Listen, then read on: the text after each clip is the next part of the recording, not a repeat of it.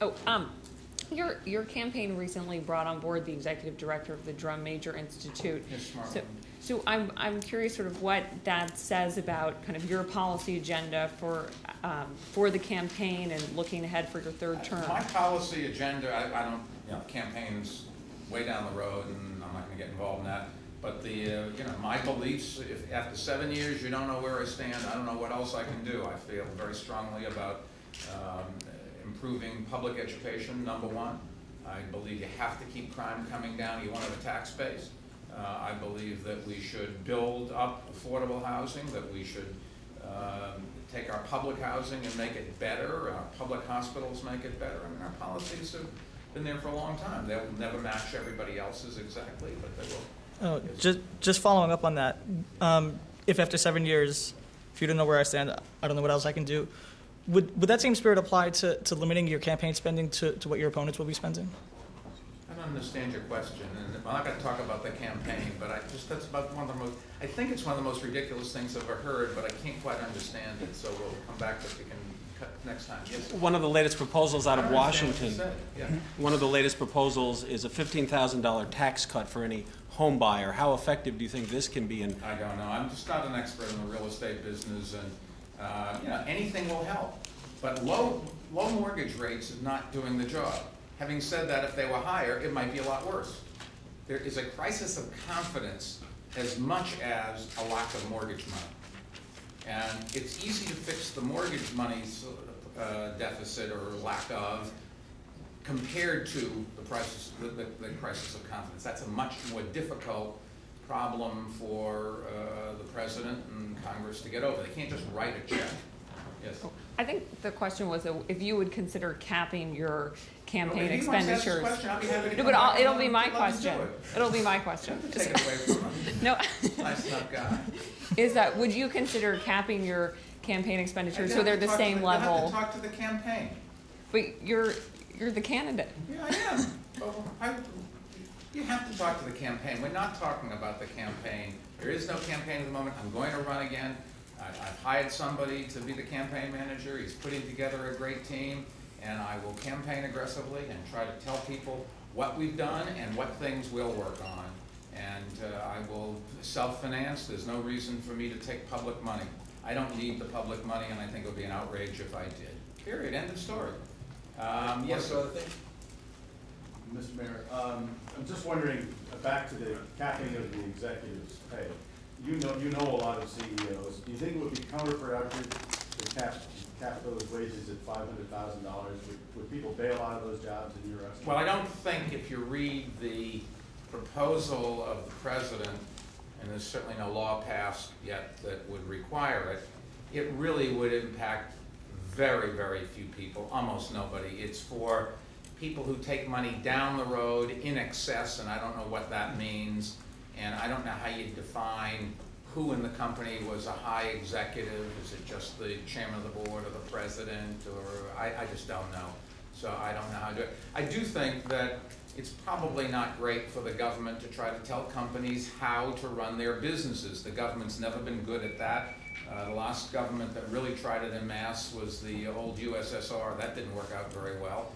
On the other hand, it's also true that if you take public monies, you got to understand that there are going to be strings attached, and my suggestion to companies is don't get yourself in the situation where you got to get bailed out. Yes, ma'am. Well, there's been some talk this week about the so-called millionaires tax. I was wondering what you're hearing from people who fit into that income bracket, about how they feel about it. I haven't talked to anybody specifically about the millionaires tax. Raising taxes is not a good idea. Everybody understands that taxes are a disincentive, and it's an anti-competitive thing. Other municipalities, states, whatever, if they have lower taxes, they can compete better.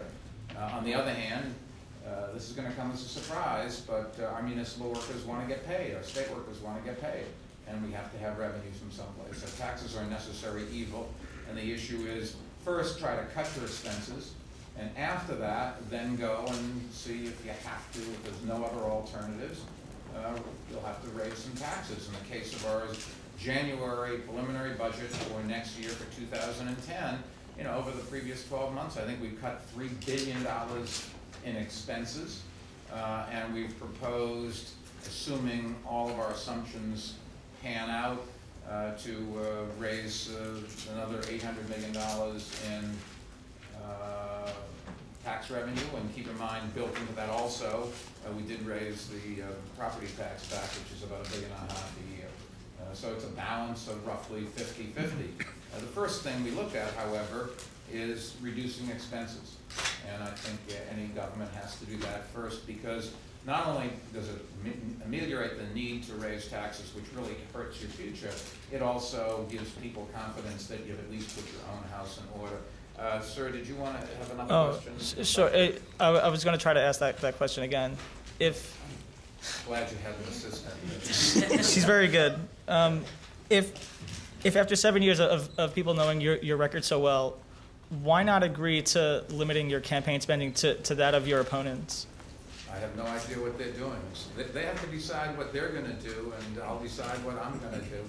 I might also point out it is very difficult to get a message out to the public about what we have done and what we believe.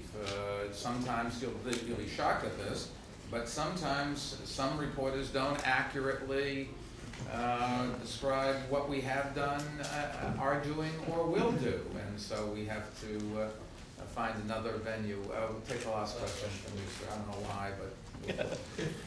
If in fact you spend freely and your opponents can take extra money, public money from the campaign financing system as a result, that's going to be an extra $4.3 million in tax money that'll have to be paid out. They don't have to take the money. And you should address the question to them. Why do they think, why do they think it's so important to spend taxpayer money? I didn't pass that law, and I'm not spending any taxpayer money.